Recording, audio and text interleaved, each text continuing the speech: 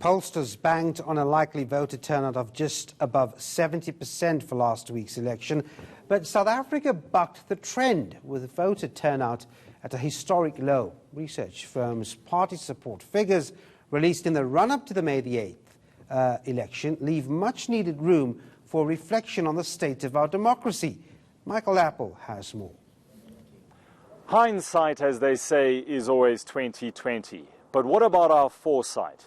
Research firms will tell you that polls are not predictive and merely represent a snapshot of a particular moment in time.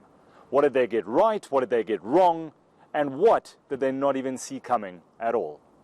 For some of the polls to be as way out as they were, EFF 20%, ANC in the 40s, DA in the mid-20s, that's a clear indication that something went wrong in how the polling was done. They thought that the ANC was going to lose power. Before the elections, we looked at the so-called poll of polls, showing data from Ipsos, Mark Data, and the Institute of Race Relations. Let's see how they did.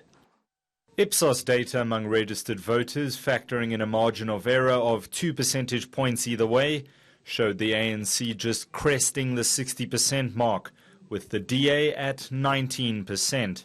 The data on the EFF was pretty much on the money at 11%. And when you're already scraping through the 57% majority, then of course 2024 will look even more difficult.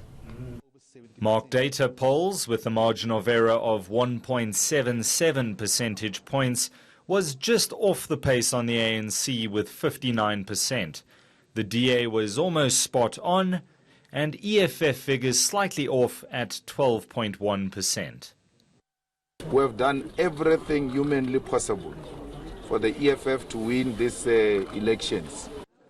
Lastly, the IRR's data, with a 3 percentage point margin of error, was about 4.5 percentage points off the ANC's showing, and just over 3 percentage points on the DA.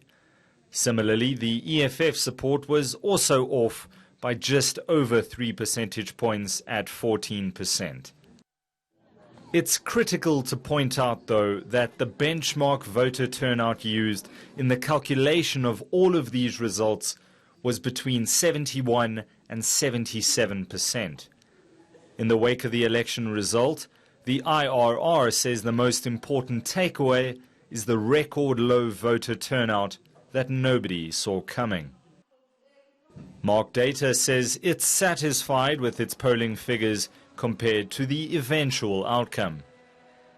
What made polling this year particularly challenging was the degree of fluidity in support amongst voters. From February-March, when Mark Data did the main survey, to a follow-up in April, with the same respondents, nearly a quarter changed their voting preferences. To predict fieldwork as close as possible to the election date is important. The voter turnout was also lower than expected, but poor weather conditions could have played a role here. What else did some of the polls not pick up? The shedding of support from the DA to the Freedom Front Plus. And it's surprising that they didn't pick that up because the numbers are significant. Where other analysts got it absolutely right on the Freedom Front Plus was to monitor by-elections very closely. The terrain rapidly shifted.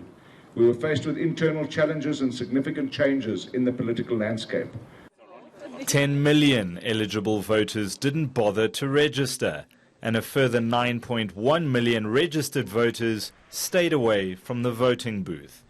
It's not unique to South Africa, but this phenomenon is going to make tracking trends an increasingly difficult task going forward.